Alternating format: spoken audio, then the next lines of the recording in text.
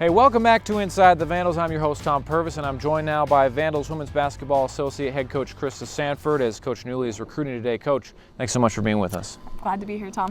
Well, obviously a very tough loss at Eastern Washington on Saturday. What happened in that game that really led to that loss for you guys? Yeah, I think Coach Newley spoke about it a little bit after the game.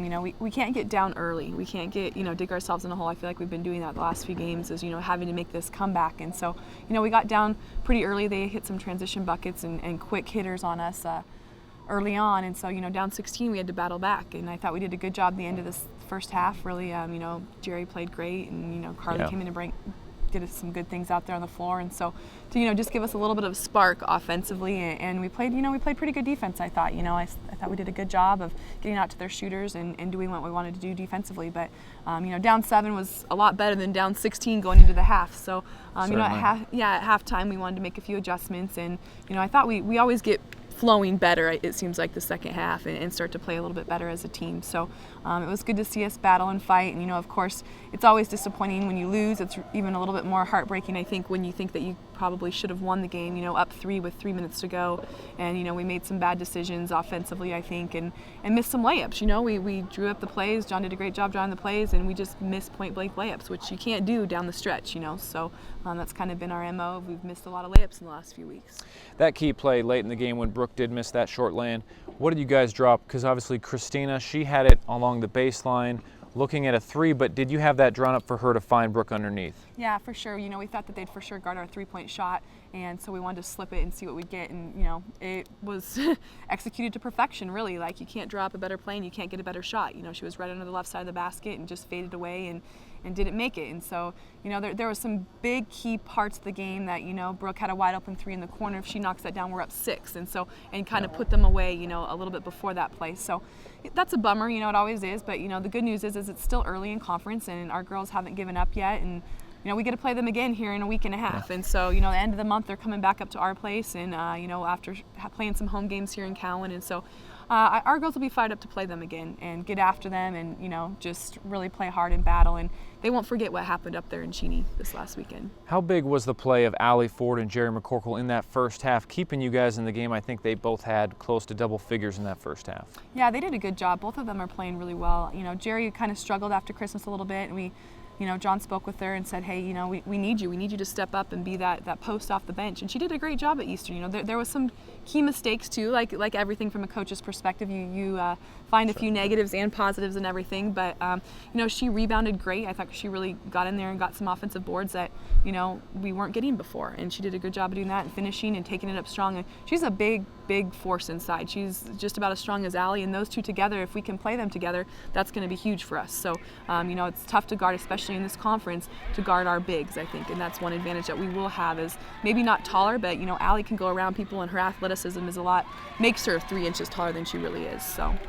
Renee Mokshitsky, kind of unheralded coming off the bench. She hasn't played a lot, but had 2 huge shots. How big was that spark for you guys? It was huge. She practices hard every single day. She gives it her all. And, we had talked a lot as a staff about what to do and trying to find that post player to step up and who's it going to be. And Renee's shown us in practice. She worked her way into getting some minutes in a game, and that's the bottom line is by her work ethic, this Christmas break and the weeks prior, that she earned herself some minutes, and she went in there and does what we see her do in practice every day. So, she makes layups in practice, and she keeps battling, and she keeps getting on the glass and stuff. And so it was her chance to go in there when the going was getting a little rough, and put a post in there, give Allie a little bit of a break, and see what she could do at that point. The last 2 years, the games at Eastern Washington have been very similar, extremely close losses. They get up early, you guys come back. In fact, even similar, you guys coming out with an 8-0 run in that to start the second half. Is it just a coincidence, or is that just a tough environment? It's tough to play at Eastern. They're physical. Wendy does a great job of having her team prepared. I guess 2 years ago we beat them on a buzzer beater here in Mem Gym, and so it's every year. It's a little rivalry because it's such a close game. It's the closest opponent that we actually play, and so it's been a rivalry. We know what they do. We've played them every year. John, even when John was back in the Big Sky, so we've continued to keep that matchup alive. Over the years here at Idaho. So our girls knew what they were going to get going into Eastern and Reese Court. It's tough to play there. They're physical. They battle, and like I said, they play hard for 40 minutes every night. She has them working hard every game. Now, right now, obviously you guys are at 1-2. Where would you guys say you're at right now? Obviously, is it a concerning 1-2, or is it like, hey, we lost a tough game to a good team at home, we lost a New Year, or the first game after New Year's to Idaho State? Is it like kind of that, like, hey, we're fine 1-2, or is it a concerning 1-2? You know, I think it's we're fine. You know, North Dakota, who's picked to win the conference, lost 2 games this weekend. Yeah. They lost to Portland State and Sac State, which was definitely not expected. So, you know, we're 1 game back as far as that. They're 2-2, we're 1-2, and they're picked to win the conference. And so, you know, everybody, I think it's a conference that on any given night, an opponent can show up and beat people. For Portland State hasn't won many games, and they went in and beat, you know, the top-ranked team in the conference. So, I think it's anybody's conference right now. We need to get back together and get 2 wins on this home stretch and come out of it with a positive record and be 3-2 going into next week. And I think that's something that our girls are prepared to do. 2 home games coming up, and you just talked about Portland State a bit, Sacramento State as well. What do you guys know about these teams so far?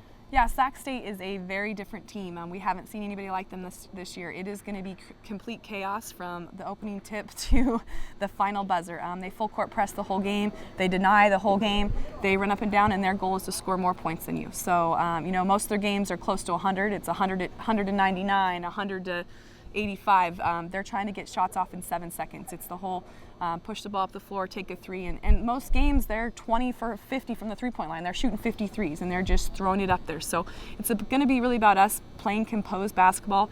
We can't get caught up in the craziness of what they're doing. We need to play our game as far as controlling the tempo of the game, I think is going to be huge. And then also us making good decisions with the basketball. If we can move the ball and make a few extra passes against their scrambling defense, we should get wide open layups. We should get some wide open looks. Now, if we're going to, you know, knock those shots down, I think we have a really good chance of winning. But any given night, if they're hot and, you know, you're turning the ball over and playing into their system, it's a tough team to play.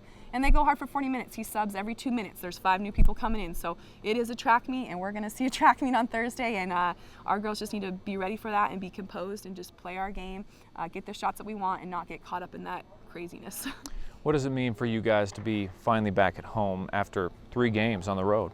Yeah, you know, last year we played great on the road, and so I'm excited. This team's a little bit different. We have a little different feel, a little bit different team chemistry, and, you know, we've played well here in Callan so far this year, and so I think it'll be nice to be back. You know, last game was the LCSC game, and we played great. We knocked shots down, and I think the familiarity with us being here over break and practicing and getting a lot of time here in the Callan Spectrum, I'm excited. I'm excited for our fans to see us, you know, because really our record doesn't state what we've actually done on the floor. So I'm excited to be back home and to have a few games together under our belt here on our home floor and make these teams come and play us here, you know, and hopefully we can get a lot of fans out to support the Vandals and, you know, all of our girls and what they've been doing on the floor. You mentioned last year the team was good on the road. Do you anticipate that becoming a strength again, or like you say, is this just a different team? Yeah, you never know. I mean, it is early. You know, our preseason was packed with a lot of really talented teams. And so the road games at Baylor, you know, of course we're not expected to win, but we played good. You know, we played good enough to win that game. Oregon State, crazy environment with it being Fan Fest Day and 5,000 little kids. So we've played good on the road. Yeah, we didn't get a few of those W's, but, you know, I think we'll battle and get back and get ourselves together. And, you know, Idaho State wasn't a typical game for us, but Eastern, we knew what it was going to be like up there. So just getting it back together and playing hard every single day in practice is where it starts. And we need to do that in practice. And then no matter where we are, we know we're going to be 10 points down on the road. And you got to play 10 points better. And it was just a disappointing thing that we didn't do that on Saturday. So.